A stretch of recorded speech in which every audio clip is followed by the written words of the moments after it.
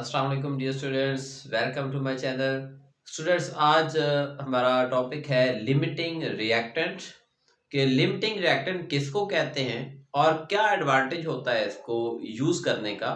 तो limiting reactant normal जो words में हम इसको बयान करते हैं वो ये है कि it is the reactant which consumes first in a chemical reaction.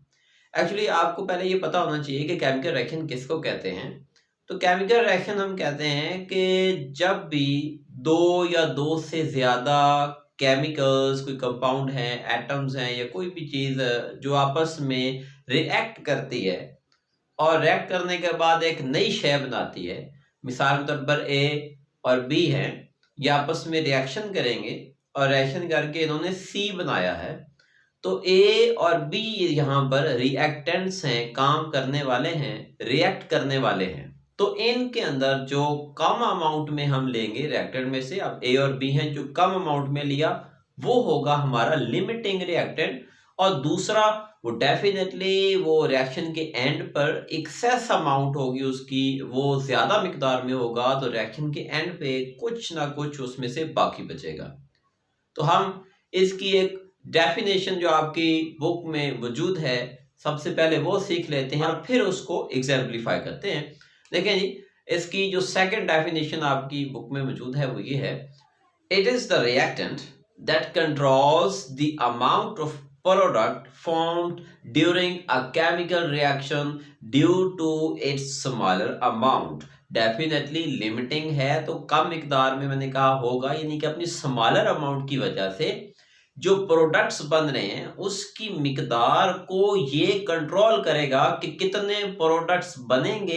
ये डिपेंड करेगा कि हमने उसमें लिमिटिंग रिएक्टेंट कितनी मिकदार में ऐड किया है। तो इसको हम एग्जाम्पलीफाई करते हैं एक केमिकल इक्वेशन के साथ। उसके लिए देखें, फॉर एग्जांपल आपके पास है कि फॉर्मेशन ऑफ वाटर, वाटर हमने बनाना है, उसका फार्मूला आपको पता है H2O। तो ये बनेगा H2 और O2 के रिएक्शन से। तो हम फर्ज कर लेते हैं कि हमने 2 मोल जो है वो H2 ले रखा है और 2 मोल ऑक्सीजन O2 ले रखा है। तो इससे कितना वाटर बनेगा, तो और इसमें कौन सा लिमिटिंग रिएक्टेंट होगा। तो एक हाइड्रोजन एटम की बात करें तो उसका मास कितना होता है, 1 ग्राम। अब यहाँ पर हमने 2 मोल लिए हैं, तो मीन उसका ओवरऑल मास जो हमने हाइड्रोजन ले रखा है, ओवरऑल हमने 4 ग्राम हाइड्रोजन ले रखा है। और उसके साथ 2 मोल ऑक्सीजन है, मतलब 1 मोल ऑक्सीजन की बात करें तो उसमें 2 एटम्स होते हैं। एक का मास 16 है, यानी कि एक O2 मोल का बनता है 32 ग्राम। तो हमने कितने लिए हैं, हमने लिए हैं 2 मोल ऑक्सीजन के, यानी कि 64 ग्राम ऑक्सीजन हमारे पास मौजूद है इस मिक्सचर में। उसको नेसेसरी कंडीशंस जो चाहिए हैं आपस में रिएक्शन करने के लिए वो प्रोवाइड कर दिया हमने। अब देखते हैं कि उससे वाटर कितने मोल बनेगा। 2 मोल H2 लिया, 2 मोल O2 लिया और वाटर कितने मोल बनता है, ये हमारा क्वेश्चन है। तो देखें जी, हमने वाटर का फॉर्मूला हमें पता है कि H2O, एक पानी के मॉलिक्यूल में कितने H और कितने O एटम्स होते हैं। तो एक पानी के मॉलिक्यूल में आप देखें H2 मतलब H कितने हैं, 2, और ऑक्सीजन O कितना है, 1। तो मतलब ये है कि अगर हम इसको एक सिस्टमैटिक डायग्रामेटिक के लिए देखें तो ये देखें हमारे पास ना ये बनाए हैं हाइड्रोजन एटम्स। ये देखें H सिंगल बॉन्ड H, एक H2 का मॉलिक्यूल, ये नीचे दूसरा H2 का molecule H single bond H, और दूसरी तरफ जो है ऑक्सीजन के 2 मॉलिक्यूल रख दिए, क्योंकि हमने 2 मोल ही लिए हैं तो उसको हम ये मोल कंसीडर करें आप, ऑक्सीजन का 1 मोल और फिर ऑक्सीजन का दूसरा मोल। तो इसको जब रिएक्शन में हम इसका करवाएंगे तो 2H 1O से कंबाइन करेंगे और देखें एक वाटर का मॉलिक्यूल बन रहा है और उसके अंदर आप देख रहे हैं कि 2H मौजूद है और 1O मौजूद है।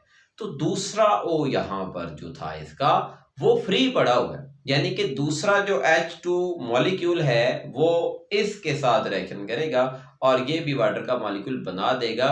तो एट द एंड इस रिएक्टेंट्स के अंदर कौन सी चीज बाकी बच गई है, देखिए आपके सामने है।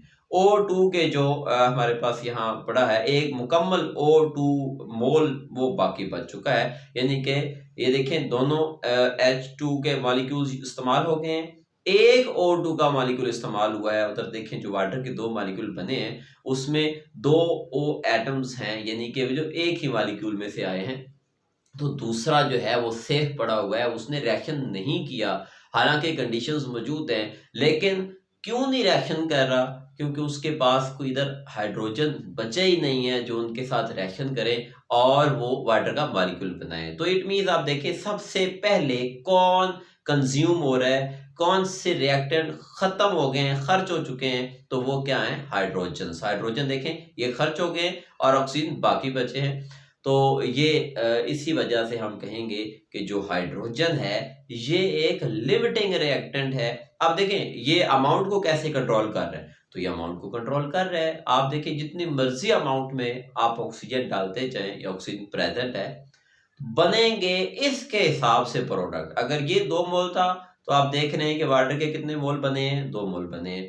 अगर आप ऑक्सीजन के 10 मोल भी ले ले और इसके 2 मोल हों तो वाटर के 2 मोल ही बनने हैं, बाकी के जो ऑक्सीजन के 9 मोल बाकी बचे रहेंगे वो एक्सेस अमाउंट है। मतलब ये हुआ कि प्रोडक्ट्स की जो मिकदार आ रही है वो लिमिटिंग रिएक्टेंट की वजह से आ रही है कि ये बताएंगे कि कितने बनेंगे। तो इसलिए हम डेफिनेशन में कहते हैं कि this is the reactant which controls the amount of product, या दूसरे लफ्जों में इसकी डेफिनेशन की जाती है कि ये वो रिएक्टेंट है which is in smaller amount, जो कम मिकदार में है, विच कंज्यूम्स फास्ट, जो पहले खर्च हो जाते हैं। This was the definition of limiting reactant. और नेक्स्ट लेक्चर में हम ये सीखेंगे कि लिमिटिंग रिएक्टेंट का पता कैसे चलाया जाता है। एक रिएक्शन आपके पास मौजूद हो और आपको ये सवाल दरकार है कि इसमें कौन सा रिएक्टेंट लिमिटिंग रिएक्टेंट कहलाएगा, उसके लिए क्या तरीकाकार है, क्या करना पड़ता है। तो हम प्रैक्टिकली विद न्यूमेरिकल एग्जांपल जो कि इम्पोर्टेंट भी है उसके हवाले से हम नेक्स्ट लेक्चर में ये सीखेंगे। Thank you very much. अल्लाह हाफिज़।